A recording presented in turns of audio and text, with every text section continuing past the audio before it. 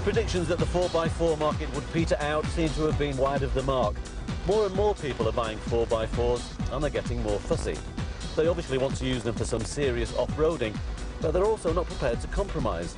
They want performance to match any other car on the road. So, over at Vauxhall, they decided it was time to rethink an established favourite. The Frontera's been around now for about 4 years, so it probably is time for a change. This is the top-of-the-range Sport, and this is the top-of-the-range Estate. There is one immediately noticeable difference at the back here. Up to now, you've had to swing this spare wheel around on its own bracket before you could get in the back. Now, with a simple push of the button, the window opens, and look, magic. Just what we always wanted. These vehicles wouldn't be the same without huge wheels and tyres, and these are bigger than ever. Apart from that, they don't look much different, but Vauxhall tell us the changes are all underneath. The larger wheels mean you get almost an extra inch of clearance, which could come in very handy. But now they're driven by engines with more pulling power at low revs, and that means it's easier to get stuck into the scenery, making serious Frontera off-roading a relaxed proposition. Terrain like this is no problem. The new Frontera chassis is another reason for confidence. I have to admit, I'm not one to go off-road at every opportunity, so a strong sound package helps me to concentrate on those lumpy bits. Pretty impressive. But let's be honest, most of the new Fronteras aren't going to see terrain like this.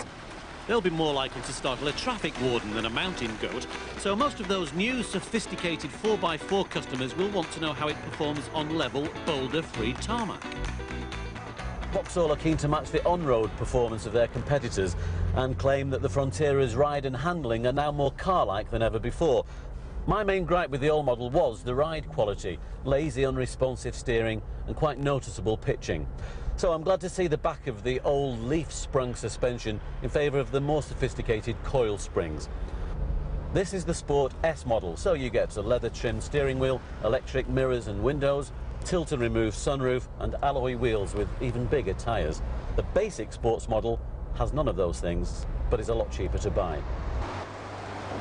While I think I suit the jet-set sporty image, these days I really need something that will take the kids, the shopping, the mountain bikes and the pets.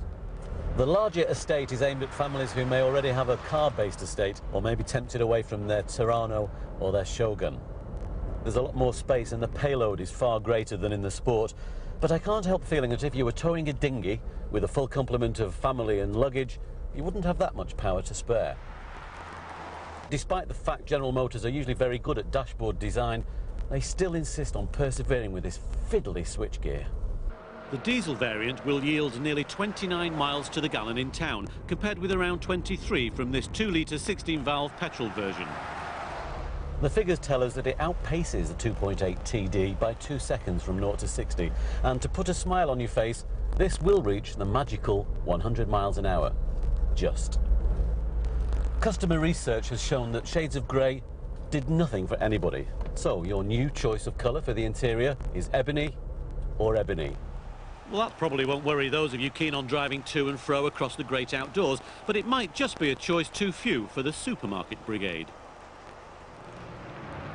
Vauxhall have made a big impact in this segment. They've done their research carefully, and they're not only offering bright, vibrant colours for the young at heart, but there are some shades for the more conservative driver too. They've listened to their customers and they've made those changes to the specification and to the engines, and I'm sure existing Frontera owners will love them. I'm not sure though whether they've actually done enough to entice new customers in what is a very competitive market. One thing is for certain, Vauxhall will have to price the new Frontera very cleverly and not charge a king's ransom.